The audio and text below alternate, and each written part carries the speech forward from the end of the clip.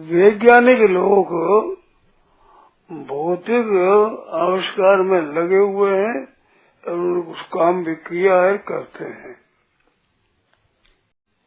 परंतु जितनी सुनने की समझने इतनी करने की प्रवृत्ति नहीं है।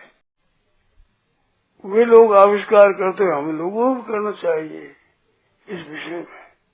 हमने बात सुनी है कि हिंदुस्तान के लोग अच्छे बुद्धिमान सिद्ध हुए हैं कि हम लोग विचार करें तो आध्यात्मिक खोज में आगे बढ़ सकते हैं। अभी ढिलाई है हम लोगों में, तत्परता से इस विषय को जानना है, पाना है, आसपास में लाना है, ये चेष्टा नहीं है, लगन नहीं है भीतर से। अगर लगन हो तो हम अच्छे बढ़ सकते हैं, आगे बढ़ सकते हैं, ऐसी उम्मीद है। क्यों कि हम थोड़े बहुत लगे हैं तो उसमें भी कुछ न कुछ अपने हासिल हुआ है, मानो निरर्थक नहीं है बात, कुछ बात है। तो तत्वता से उत्साह से लग जाए तो हम बहुत उस काम कर लें। कृपा करो इसमें लगो। हमारे को ईर्ष्या होनी चाहिए उनके साथ, वे उधर से रहे तो अपने इधर चलो, उधर कितना ही दौड़ो भाई। तो अपने मारवाड़ के हिरणलाल दौड़े, अब हिरणलाल दौड़े कोई मिले से बताओ, अंदर ढोगे अंधेरो। वो जब आविष्कार, जितना आविष्कार ज्यादा हुआ है उतनी आफत ज्यादा बढ़ी है और बढ़ेगी।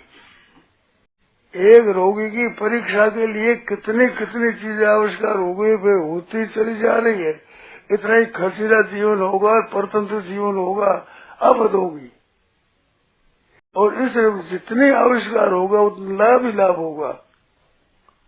और हमारे आविष्कार में जड़ चीजों की कमी होती है, जितनी जरूरत है उतनी से कम करो, उससे भी कम करो, उसमें भी हमारा स्वतंत्र हमारा जीवन होता है। और उसमें जो जो बढ़ रहे हैं तो कितनी सामग्री, कितनी परतंत्रता। इधर हमारे संत महात्मा हुए, कोई जरूरत नहीं, कपड़े की भी इतनी जरूरत नहीं, मकान की भी इतनी जरूरत नहीं, ऐसा आरामी लोग कितने कितना आविष्कार, कितने कितनी स्वतंत्रता, कितनी वस्तुओं की आवश्यकता।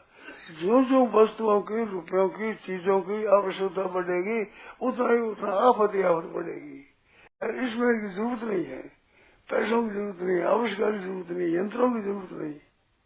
इसमें केवल विचार अपना त्याग और वैराग्य और इस तरह से अनुकूलता प्रतिकूलता के असरों में हार गए और अनुकूलता प्रतिकूलता के ऊपर उठ गए, हमारे पर असर नहीं पड़ा, तब जीत गए।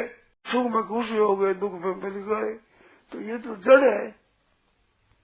दो समझिए गई मन भाई, मनो पढ़ाई भी साथ में, परीक्षा के साथ में, तो फेल हो रहे हैं, जीत रहे हैं, कुछ तो नंबर मिलता ही होगा ना।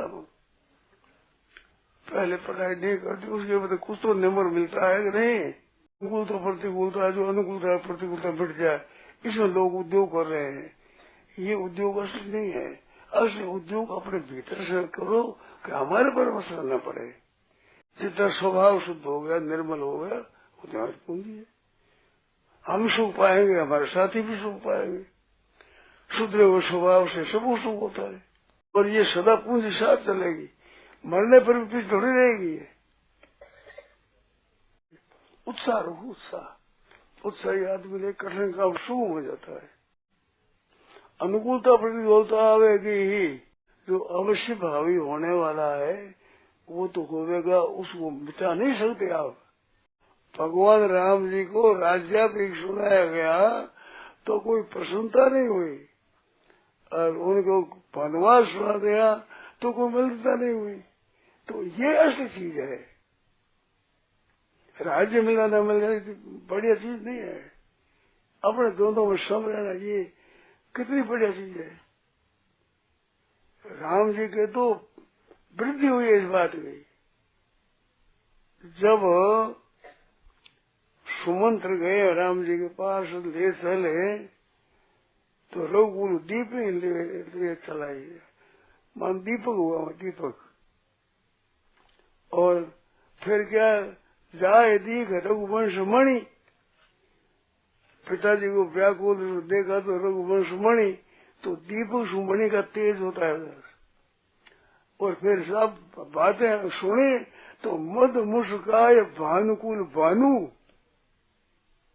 दीपक का सूर्य साक्षात भगवान। और मुस्काए, वनवास की बात सुन के मुस्कुराते हैं।